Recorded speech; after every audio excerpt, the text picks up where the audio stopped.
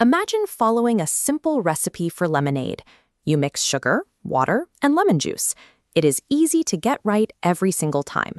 Now, imagine trying to replicate a master chef's delicate, multi-layered soufflé perfectly, just by looking at the final dish. Most traditional medicines you find in your bathroom cabinet are like that lemonade. They are built using simple chemical formulas that are easy for other manufacturers to copy. We call those exact copies generic drugs. But there is another category of medicines called biologics. These aren't mixed in a beaker. They are grown inside living cells. Take insulin, for example, one of our earliest biologics. These medicines are the medical equivalents of the master chef's soufflé. This diagram compares the two. On the left is a standard chemical drug, and on the right is a biologic. You can see why biologics cannot be copied exactly like chemicals. They are hundreds of times larger, folding over themselves in huge, intricate three-dimensional shapes. Because they are so complex, for a long time there was no official way to approve copies of them. Then, in 2009, the U.S. government signed a law that created a specific pathway to evaluate and approve copies of these complex medicines. Today, these copies are called biosimilars.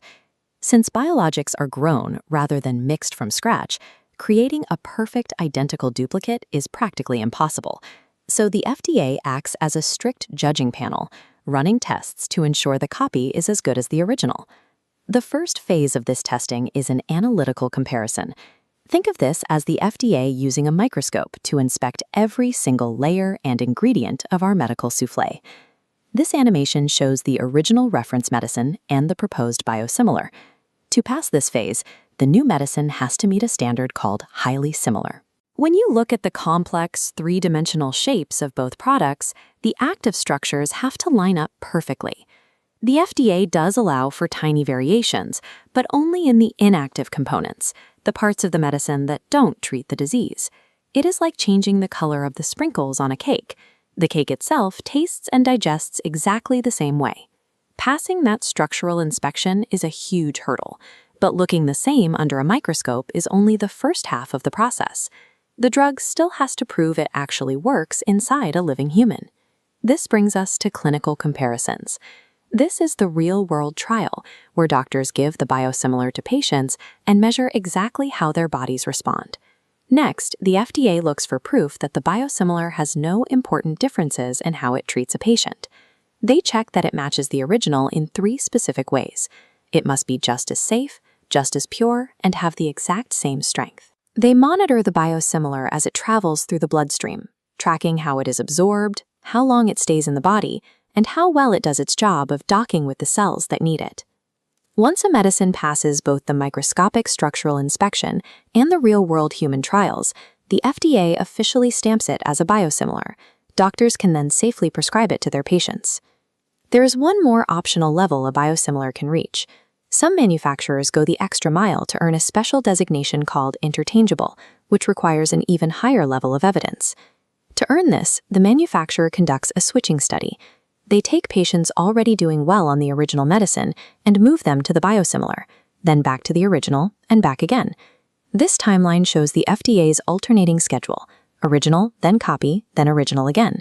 They do this to prove the patient's immune system reacts identically. The goal is to show switching doesn't change anything, and safety and effectiveness stay exactly the same. When a drug earns that interchangeable status, the FDA has verified it is so reliable you can swap back and forth without your body noticing. All of this rigorous testing directly impacts what happens when you hand your prescription to a pharmacist. This flowchart shows how the process works at the counter. If your doctor prescribes an expensive brand-name biologic and there is an interchangeable biosimilar available, the pharmacist can step in and automatically substitute the biosimilar for you. Your doctor doesn't need to write a brand new prescription or make a special phone call. You experience the same ease of access as when a pharmacist swaps out a brand-name headache pill for the standard generic version. As this text notes, automatic substitution is subject to specific state laws because each state sets its own rules for how pharmacies handle prescription swaps. Creating a biologic is like baking a perfect soufflé, but thanks to the biosimilar pathway, we don't have to rely on just one chef to get it right. We have a system that ensures these complex medicines are accessible, affordable, and safe, whether you are starting with the original or picking up the copy. Thanks for watching our show. If you like the show, please subscribe, comment, like, or share with a friend or colleague to keep the mix moving. Thanks again, and have a great day.